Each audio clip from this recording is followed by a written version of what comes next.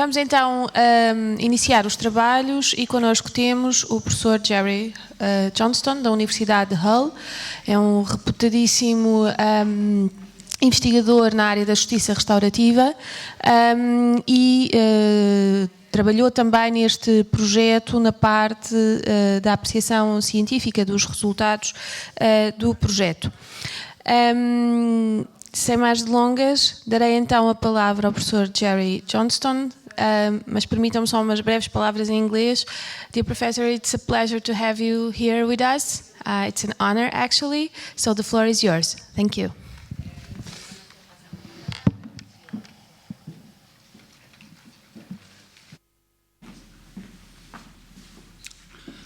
Thank you very much. Thank you, Sonia.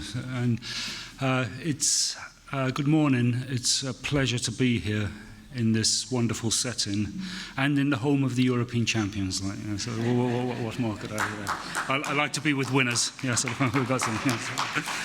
Congratulations. We've got my presentation.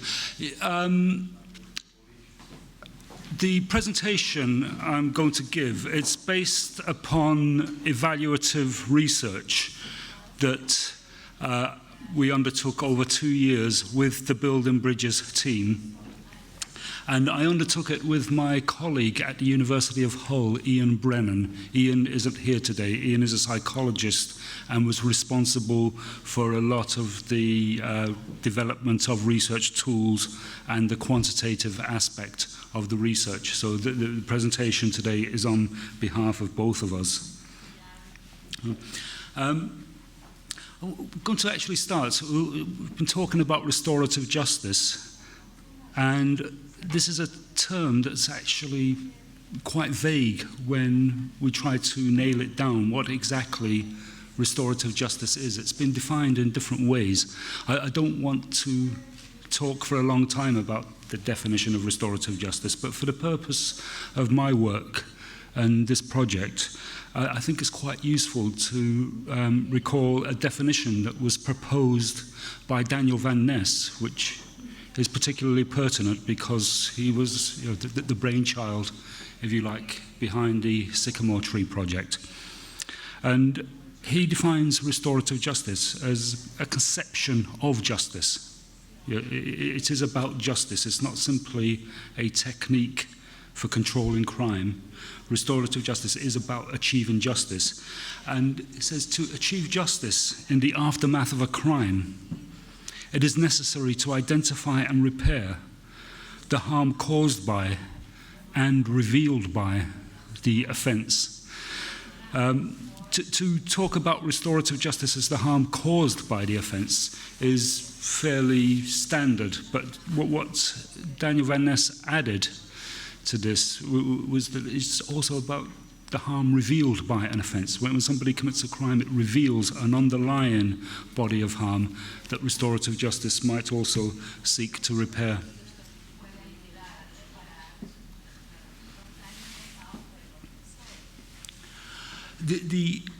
I'm very quickly run through some basics about the Building Bridges project for anybody that's unfamiliar, but I think most people by now are familiar with the broad dimensions of it.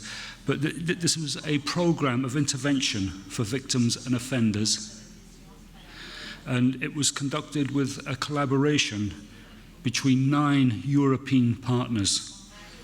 So 7 of these were prison fellowship organizations in different European countries, the Czech Republic, Germany, Hungary, Italy, Netherlands, Portugal and Spain, and also 2 research institutions, my own institution, the University of Hull, and a research institution in Austria. And the project sought to develop and adapt the Sycamore Tree project for use throughout Europe.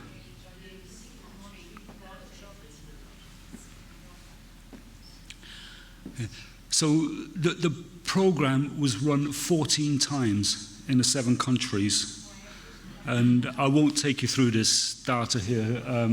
this is simply a table which people can look at later, if they will, with basic information about the start and completion date of the projects, the length that each pilot study took, and the numbers of victims and offenders involved, and the numbers of sessions. Okay, and the Portugal ones are second row down.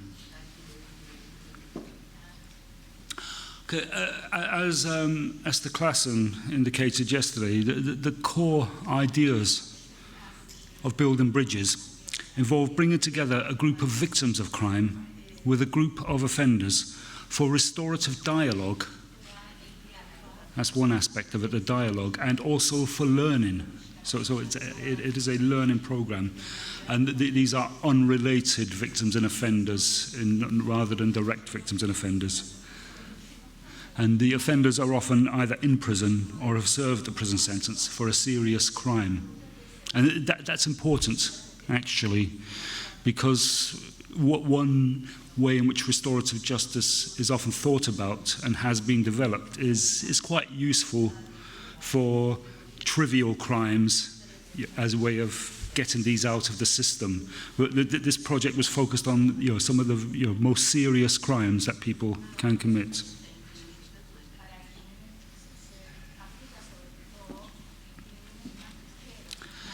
So, in very basic terms, what Building Bridges offered to victims was an opportunity to share their experience of victimization, to tell their story. It's a very important part of it, simply an opportunity to tell their story in a meaningful setting, to experience a form of apology, to experience constructive dialogue with a group of offenders, and to obtain some restoration and healing, and to gain emotional support.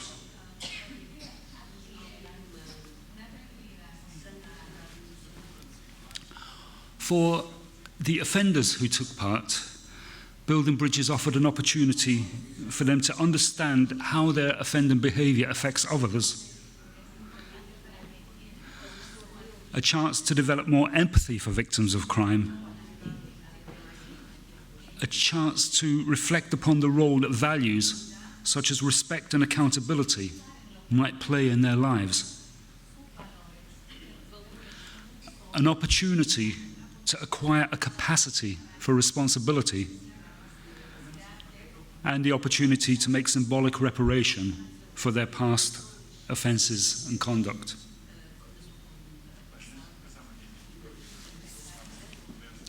Now, the evaluation that we undertook had a number of different dimensions to it. It was not a simple does it work or does it not work evaluation. As I'll mention towards the end of my talk, we also try to understand what I've called the social ecology of building bridges. And I can't today talk about all aspects of the evaluative study, or we'd be here for hours. So I have to focus really just on some of the core findings. And I'm going to actually focus on the question of whether the program worked, and asking how effective the program was in two dimensions. One, bringing about desirable changes within offenders who participate in the program, and how successful the program was in counteracting the harm of victimization.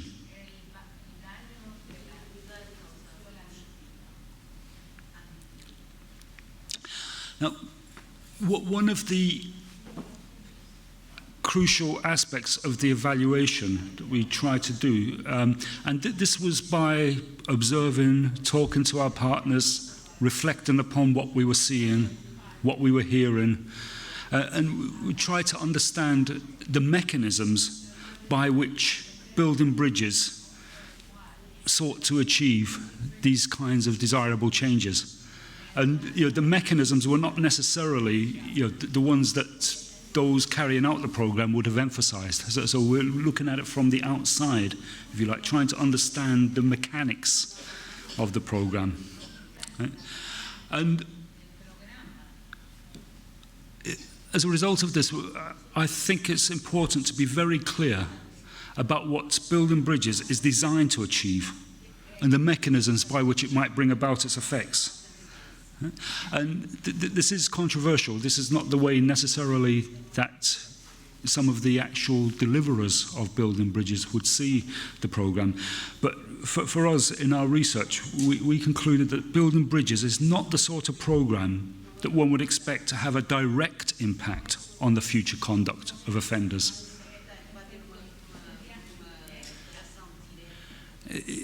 In fact, Building Bridges is a much more subtle programme. It achieves its effects in an indirect but very important way. So, in order to bring about desirable changes in an offender, what one would have to identify and address a complex range of offenders in that person's life, a complex range of factors in that person's life. We would need to address situational factors, environmental factors, cultural factors, psychological factors, biological factors, and so on. All of these factors render a person more likely than others to engage in offending or antisocial behaviour. Now, if we recognise this, and I think we must, then bringing about desirable change within an offender that's going to be sustainable in the long term is a long-term and very complex process. So what we need to understand, I think, is the role that a programme such as Building Bridges can play within that overall process. And our conclusion was that Building Bridges, what it distinctively seeks to do is to instill within people who have displayed a propensity to offend the motivation to engage with activities and interventions that they will need to engage in if they're to change their conduct.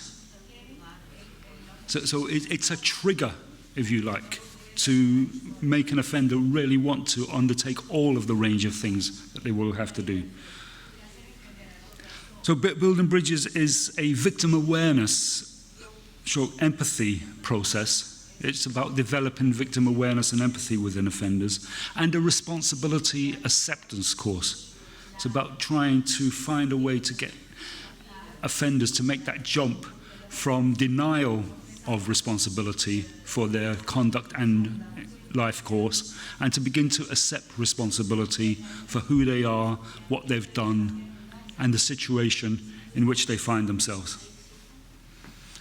Building Bridges employs a range of didactic methods to instill within offenders a willingness to accept responsibility, but also a capacity to accept responsibility for their pattern of living, their entire pattern of living, which includes committing criminal offences. So committing criminal offences is one aspect of a much wider pattern of living, and Building Bridges seeks to instill within offenders responsibility for their life course.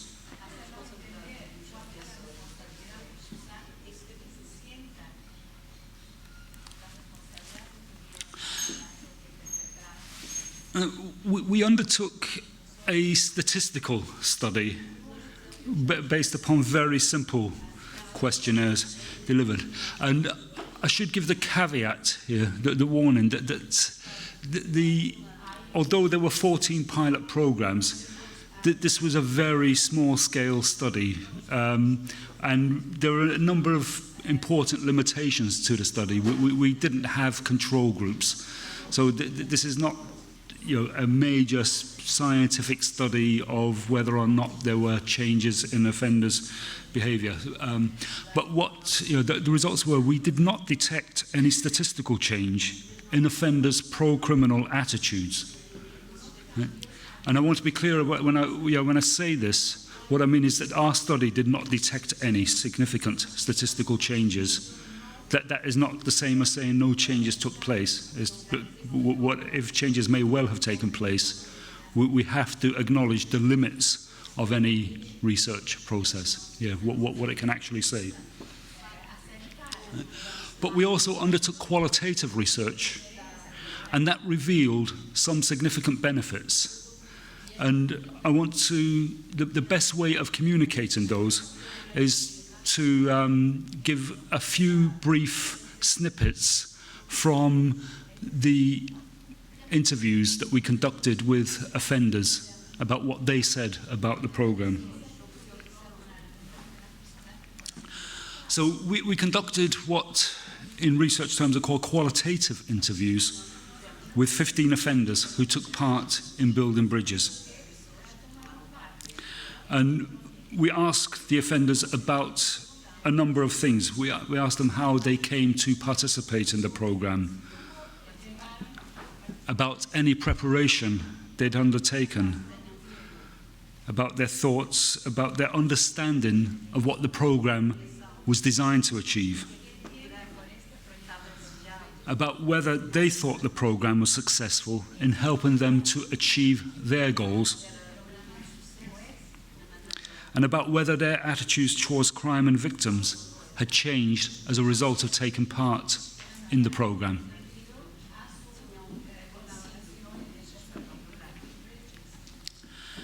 Now, in these interviews, virtually all of the offenders reported that building bridges had helped them to achieve their personal goals.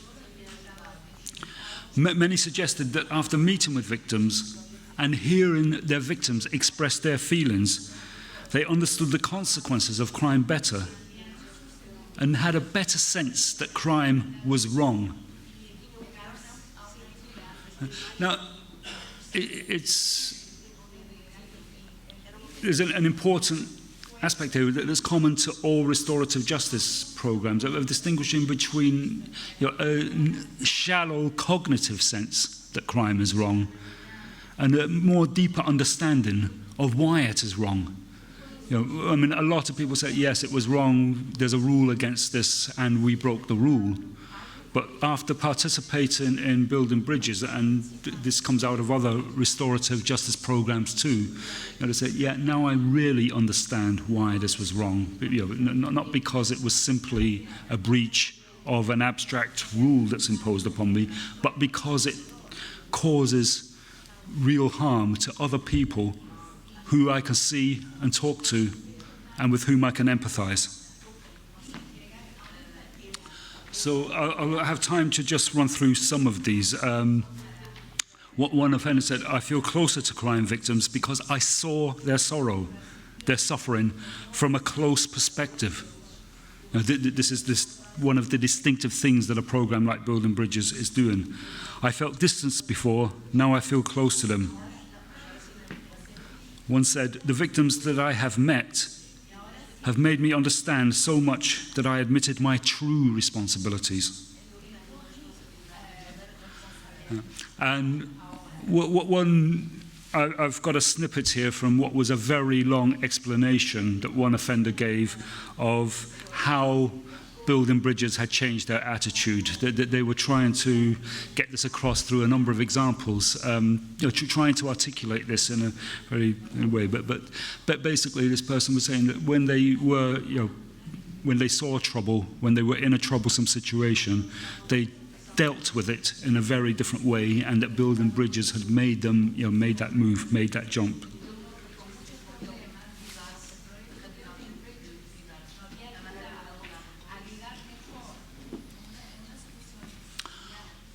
Okay, but as our partner on the project from the Netherlands, Esther, was saying yesterday, building bridges had a dual goal. One was to bring about desirable changes within offenders, but unlike some other programs, it was equally focused on bringing about desirable changes within the victims who took part in the program. Now, what we know is many victims suffer psychologically, socially, physically, and financially as a result of what happened to them. Crime affects people, it affects each individual in a different way, but if we were to generalize, there's a whole range of ways in which crime actually affects people.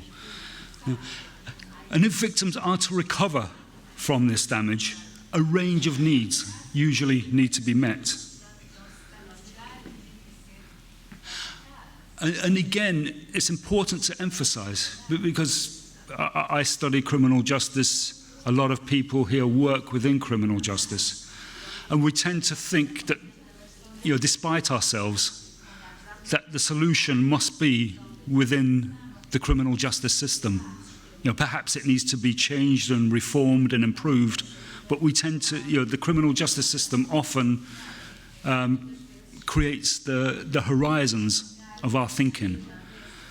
But if we think about the range of needs that victims have, victims of crime, it's quite obvious that most of those needs will have to be met through interventions that have little, if anything, to do with criminal justice.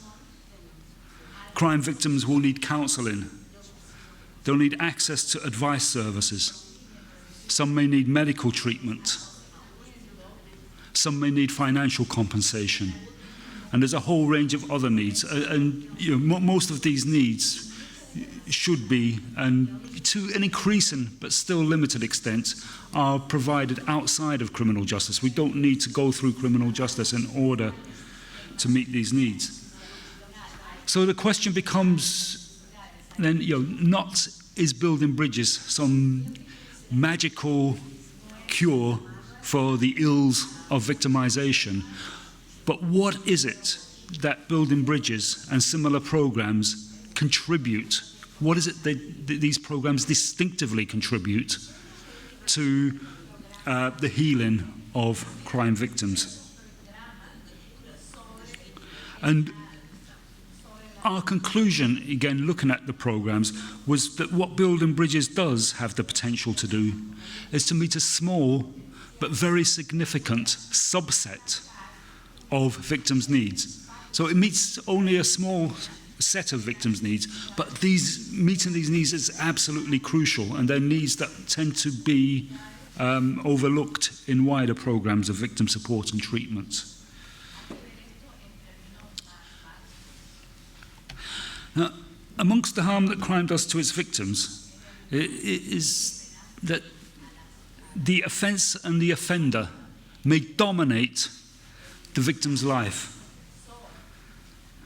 The victim may become filled with long-lasting emotions of anger and resentment, which can, unless resolved, result in an emotionally stunted life and indeed in health problems.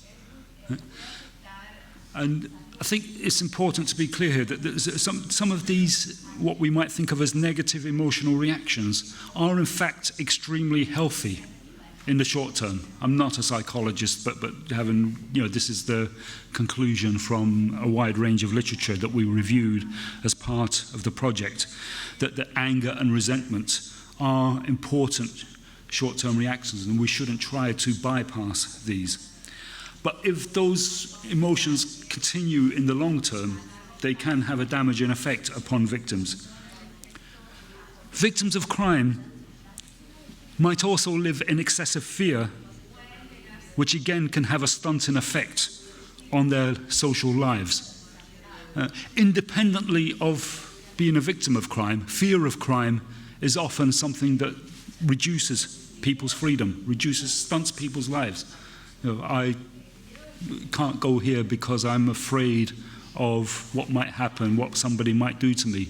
Everybody has some fear of crime, and some fear of crime is in fact quite rational, but an excessive fear of crime is a problem, and again, many victims live in excessive fear of crime. And we also know that living with fear and anger can put a strain on the victim's intimate and social relationships, and even upon their productivity, so that these too start to deteriorate. You know, in the longer term, it's not just the immediate effects of crime. You know, in the longer term, if the victim's needs aren't met, their personal relationships suffer, their intimate relationships suffer, their work suffers. They can't sleep, so they can't work properly, and so on, in a vicious spiral. And of course, once these things fall apart, then that increases other forms of harm. So the effects of an offence can actually be very long-lasting and run very deep in a victim's lives in a way that we've only really come to understand over the last 3 or 4 decades through research into the experience of crime victims. So, in order to recover from such harm, victims need to make a transition from a state of resentment and fear towards a more normal state. And research experiments have shown that there are some processes that can assist with this transition. And these include having the opportunity to have the harm they have suffered receive appropriate acknowledgement. Acknowledgement is crucial to the process of recovery for many victims. Victims need to have acknowledged what happened to them was a serious wrong, and not have it trivialized or denied or distorted. Victims need to have the opportunity to tell their story in a meaningful setting. To be able to tell their story and have their story heard in a meaningful setting. Victims need to learn about what offenders are really like so that their fear of crime is dissipated. And many victims need to see those who wrong them express repentance, which enables them to move from resentment towards forgiveness. And I think it's very important, I think, to understand resentment and forgiveness here as on a continuum. We often think of, resentment and forgiveness as binaries, and we're expecting some magical switch from one to the other. It's probably better to understand a continuum which people can move along, be at different stages and different times. So it's to move them in that direction. So in our statistical study, we found that the well-being of victims who participated in building bridges improved. And Ian, my co-researcher, he's done a lot of research into public health, and he used some very sophisticated methods to try to measure changes in the well-being of victims before and after the program. And using these indicators, they were drawn from a range of different sources so that we could check if we were getting reliable results. But we found that victims suffered less anxiety and depression, that they worried less about crime, that the extent to which their quality of life was affected by fear of crime decreased, and that feelings of anger towards the person who offended against them about the incident decreased. Okay? So once again, these are positive results, but I need to enter the same caveat as I entered before. This is based upon limited material, a study which had limitations, and so this is the beginning of our exploration of the effects of these programs, not the end, the end statement. And again, I think the really interesting and important material actually came out of our qualitative studies. We issued questionnaires to victims and offenders which they ticked various boxes and said certain things. But the really interesting materials when we had researchers sit down for a long time with people and talk to them in a more open way. So we interviewed 13 victims who took part in building bridges, and again asked them a range of questions about the program and their experience of it. And what I want to do is give you, again, I can't read all of these to you now, but I'll just go through some of them. And it gives you an indication of the sorts of things that victims told us about their experience of the program. One victim told us, I have never been able to stare in the eyes of the person who killed my son. I never had the chance to have such contact. I had only an opportunity to see him, one opportunity to see him, and this happened in a courtroom where he did not look me in the face, and this hurt me very bad. So the opportunity to meet with some offenders was important for the personal growth of mine. I needed to see a human side of a person who had committed a crime. So I think that there's a lot in there about what a program such as Building Bridges is doing. It's humanizing people to each other in a way that doesn't happen in other processes. Yeah. Again, I mean, I should say, I think this material, personally, I think it's much more interesting and much more important, ultimately, than simple, did it bring about this change, sort of that we can measure. I think this has taken us more into the heart of how Building Bridges is actually changing people's lives. This is a very long quotation about how somebody's, the parent of a child who suffered a serious harm was affected by it, and how Building Bridges helped them. Well, here's one victim told us, I think it was a strong experience for everybody. All the offenders regretted what had happened. Again, that expression of regret, not coming necessarily from their direct offender, but just experiencing offenders expressing regret what happened had a positive impact for this person. And I think no one regretted taking part in the project. All of the offenders there committed crimes under drugs or alcohol, so they told us they would not do it without drugs. It's whether that actually happened or not, we don't know, but this was the victim's perception of it, and that is what is important. Yeah. One victim said, for me it was perfect, the acceptance and the mutual tolerance. Everyone could say what he or she would like to say. There's an important space there. I haven't had time to talk about the role of the facilitators and the research we did with them, but a crucial part of the program is the way the facilitators very skillfully created a space for certain things to happen in the relationship between victims and offenders. A very skillful aspect of facilitation. It was positive together in the group. The content was well delivered, and I like the way there are stories of famous persons. We sat in a circle, offender, victim, offender, victim, offender. Simply something like the spatial, the seating arrangements for a program like this.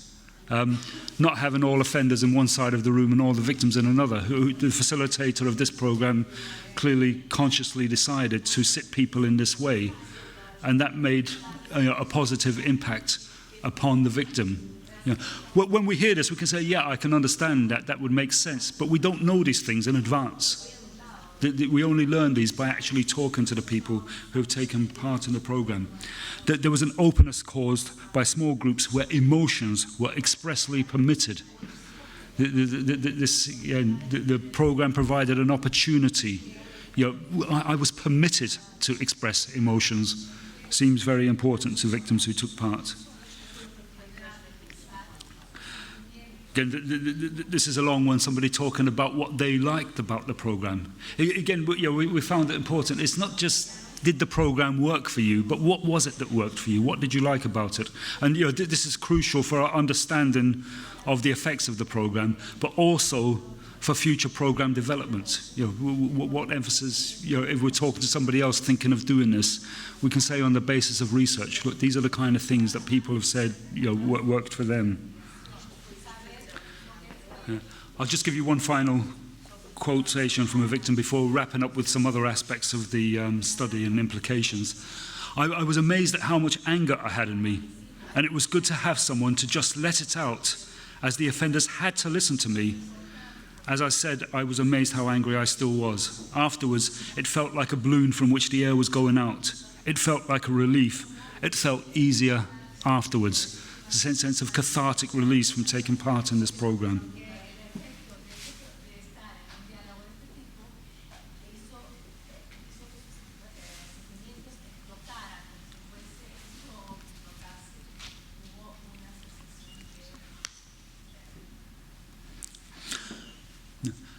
Now, I haven't had time to talk about the wider aspects of the evaluative study. I'll just very briefly mention what we did with this idea of social ecology. And so far, I've talked about what the intervention actually achieved. And that's relevant if we only want to run an intervention once. But if you want to keep on doing this, if you want to, as I say, roll out building bridges and similar programs, do it on a larger scale and a longer term, as is happening now, the project is now over, but building bridges is continuing to be developed, which is very heartening to hear. But to do that, we need to understand the social ecology of building bridges. We are writing a book about this, and there's a very long chapter about the social ecology of building bridges, and a big section on Portugal, actually, because Portugal was one of the countries which we studied. We focused on 3 countries, Portugal, Italy, and the Netherlands, for our study of the social ecology, and looked in depth about how building bridges fits into the wider into a whole series of wider things. So we start off at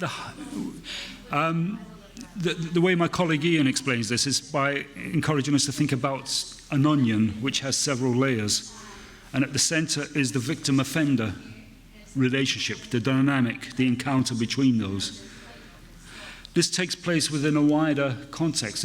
There's organizations delivering building bridges, which happen now to be prison fellowships. But again, because building bridges developed a program manual, the actual program could be delivered by other organizations than prison fellowships. At the wider level, then, there's the entire criminal justice system that has to be negotiated.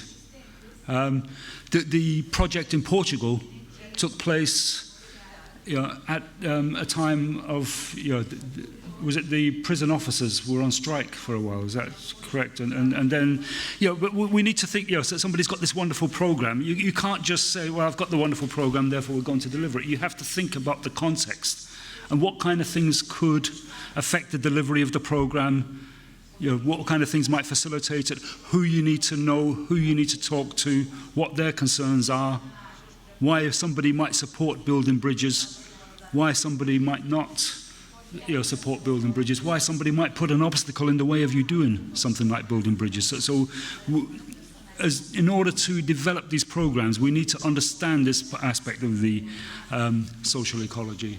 And the third, we heard the Ombudsman talking yesterday about broader concepts, about how concepts such as legality can be understood as an obstacle to doing certain things around restorative justice. So we need to understand that wider social and political and cultural context. If these programs are to succeed, people at various levels must understand themselves as having a stake in the success of the program. They must appeal to people working in the criminal justice system at a range of levels, from prison officers right up to the most senior managers. And within society, they have to appeal to policymakers, politicians, and above all, to the public. So we need to think about all of these aspects of the social ecology. Now, we learnt a lot by studying the social ecology of building bridges, but unfortunately, there's not time now to tell you about that.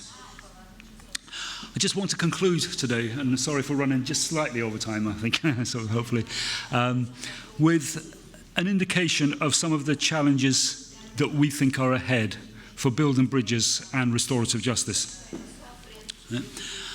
The challenges remain are to develop a clear but realistic account of what programs such as building bridges can and cannot achieve. I think that's very important to nail this down. This then needs to be communicated very clearly to a range of stakeholders. We need to identify who the stakeholders are and communicate this vision to them. One of the challenges of any restorative justice program, as we've heard, is to secure wider-based victim participation. Building Bridges was successful in running 14 pilot programs, But if it's to be developed in the longer term, running programs on a more regular basis, this is an issue that must be addressed. And actually, and I'm not just saying this to flatter anyone in the room, Portugal was one of the countries that addressed this most successfully out of the partners. And I think this was because there were, again, a range of factors involved in this, but the Confia, I think, found it easier to develop relationships with victim support organisations because of the particular history of that organisation, because of particular cultural factors. These are the factors we need to understand.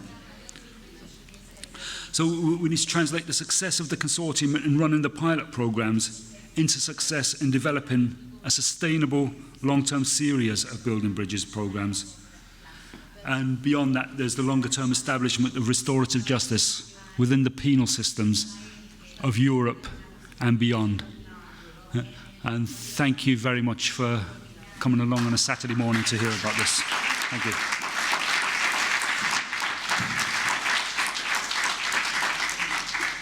Professor Gerry Johnstone, it's a pleasure to hear you, and especially the results.